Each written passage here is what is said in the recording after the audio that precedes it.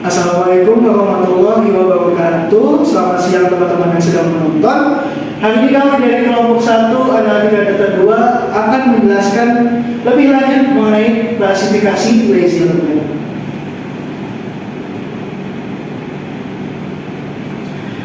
Oke, sebelum kita masuk ke klasifikasi, kita bisa masuk dulu ke algoritma machine learning. Yang pertama ada supervised learning. Jadi supervised learning itu adalah suatu sistem yang memiliki variabel input dan variabel output. Biasanya kita sebut variabel X dan Y. Nah, tujuan dari supervised learning itu untuk memetakan fungsi, sehingga kita bisa ketika kita dapat data input baru, kita bisa memprediksi output baru sesuai dengan fungsi yang kita buat tadi. Itu salah satu contohnya ada di klasifikasi dan regresi linear. Selanjutnya ada semi supervised learning. Nah, kan dalam dunia nyata itu kita mempunyai data nih. Data kita itu nggak selamanya itu lengkap. Kadang kita punya input yang banyak, kita punya output yang nggak sesuai. Nah, kalau kita menemukan data seperti itu, kita bisa menggunakan semi supervised learning, yaitu gabungan antara supervised learning dan unsupervised learning. Selanjutnya ada di nomor 3 itu unsupervised learning. Jadi kan data itu nggak selamanya ada dua variabel. Karena kita punya satu variabel X aja, input aja. Nah, variabel unsupervised learning ini dapat digunakan untuk mempelajari data itu lebih lanjut buat nanti di mana kedepannya kita menggunakannya seperti itu. Oke, boleh di next. Dan juga ada klasifikasi. Nah, klasifikasi ini adalah proses untuk menemukan suatu model atau fungsi yang menambahkan dan membedakan kelas atau konsep data yang bertujuan untuk memprediksi label kelas suatu objek yang tidak diketahui kelasnya. Nah, berikutnya karena tadi udah dijelasin ya, klasifikasi itu kan masuk ke contoh dari supervised learning. Nah, kemudian klasifikasi sendiri berdasarkan cara trainingnya itu terbagi menjadi dua, itu ada eager learners dan juga lazy learners. Next. Ya, yang pertama itu eager learner atau sesuai dengan namanya ya, eager itu bersemangat dan juga rajin. Jadi dia merupakan pelajar yang rajin nih. Jadi untuk eager learners itu dia membuat model klasifikasi sebelum dia menerima data tes. Jadi sebelum data tesnya itu tuh ada, sebelum data tesnya itu diinput, dia tuh udah mulai membuat modelnya. Kemudian eager learners itu dia menghabiskan lebih banyak waktu untuk training, lebih sedikit waktu untuk prediksi, sehingga kerjanya pun lebih banyak saat tahap pelatihan disajikan. Boleh next. Terus kebalikan dari eager learners yaitu lazy learners, sesuai namanya ya, lazy malas. Jadi dia tuh sebelum ada data tes itu dia hanya menyimpan data training aja. Dan juga kalau misal tadi eager learners itu lebih banyak ke training daripada ke prediksi, kalau misal lazy learners itu kebalikannya. Jadi dia tuh lebih sedikit di data training tetapi lebih banyak ke prediksi, sehingga kerjanya itu lebih banyak saat membuat klasifikasi atau prediksi numerik. Nah, jadi itu simpel ya sebetulnya perbedaannya. Kalau misalnya eager itu rajin, lazy itu pemalas. Eager itu lebih fokus ke training, kalau misalnya lazy lebih fokus ke prediksi. Boleh next. Nah, karena tadi udah jelasin ya perbedaan eager dan juga lazy, di sini masuk ke ciri-ciri lazy learners. Jadi ciri-ciri yang pertama yaitu lazy learners itu dia memproses input sampai menerima permintaan informasi dan hanya menyimpan input tersebut untuk penggunaan di masa depan, atau sesuai yang udah dijelasin tadi yaitu fokusnya ke prediksi. Kemudian ciri-ciri yang kedua yaitu membalas permintaan informasi dengan menggabungkan data tersimpan, misalnya data training. Jadi data training itu hanya disimpan di lazy learners. Nah, berikut adalah keuntungan dari lazy learners. Nah, itu yang pertama, biaya pelatihan yang sedikit, misalnya untuk menyimpan sampel dan memperbarui beberapa indeks. Meskipun ini sering diseimbangkan dengan biaya yang lebih tinggi untuk menghasilkan prediksi, kecuali jika skema pengindeksan dilakukan dengan lebih cepat. Yang kedua, efisiensi melalui penggunaan kembali solusi. Jadi lazy learners ini bisa menyimpan dan menggunakan kembali solusi dengan diadaptasi untuk masalah selanjutnya, jadi dapat mengurangi upaya pemecahan masalah. Yang berikutnya yaitu waktu komputasi yang lebih sedikit daripada eager learners dalam fase pelatihan atau training. Yang keempat yaitu mampu memodelkan ruang keputusan kompleks. Nah, ruang keputusan kompleks yang dimaksud yaitu ruang yang berbentuk hiperpoligonal yang tidak dapat dideskripsikan dalam algoritma yang lain.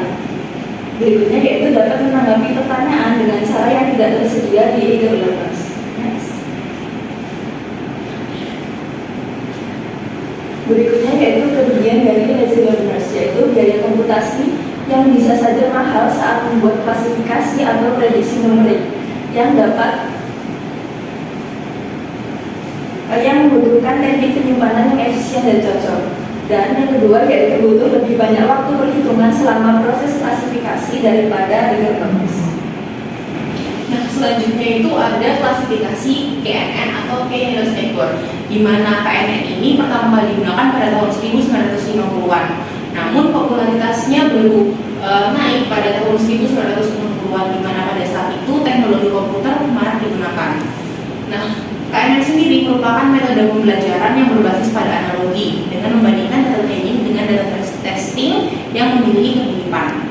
Nah, KNN ini termasuk dalam teknik lazy learning karena sebagian besar perhitungannya dilakukan pada data training untuk mencari nilai K yang terbesar pada data testing. Boleh ke next? Nah, contoh penerapan KNN sendiri itu yang pertama yaitu untuk membuat sistem rekomendasi. Contohnya itu seperti yang bisa kita lihat pada aplikasi Shopee, di mana di situ ada iklan yang mengiklankan barang yang sering kita lihat atau kita kunjungi gitu. Selanjutnya yaitu yang kedua ada melakukan perbandingan informasi. Contohnya membandingkan informasi kredit pelanggan dengan pelanggan lainnya menggunakan informasi yang sama. Yang ketiga ada mengidentifikasi pola perilaku. Contohnya yaitu mengidentifikasi kartu kredit pelanggan untuk mencari pola pembelian yang mereka beli. Dan yang terakhir ada memprediksi nilai saham, di mana nilai saham ini diprediksi menggunakan data histori. Dan KNN pada contoh ini itu digunakan untuk mencari nilai entitas yang tidak diketahui. Nah, selanjutnya adalah cara kerja KNN. Next. Nah, yang pertama itu klasifikasi data point. Jadi pada tahap ini kita akan asumsikan sebuah dataset yang data point itu akan diklasifikasikan menjadi beberapa kategori. Yang mana kita ambil contoh dalam kasus ini kita mengambil dua kategori. Bisa dilihat dalam diagram tersebut ada yang berwarna merah dan juga berwarna hijau. Di mana yang berwarna merah itu merupakan kategori A dan yang hijau itu merupakan kategori B. Next.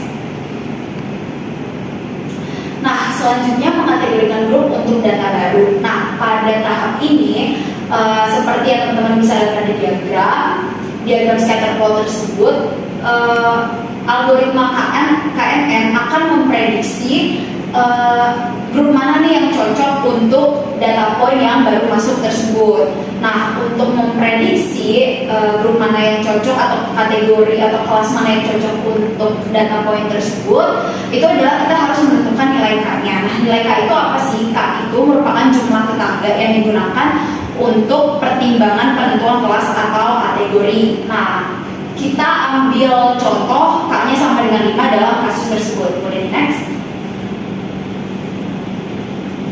Nah, yang selanjutnya identifikasi tetangga terdekat. Jadi karena tadi kita ambil contoh K-nya sama dengan 5, kita lihat nih data point tersebut ini tetangga-tetangga yang dekatnya itu ada 3 dari kategori A dan 2 dari kategori B.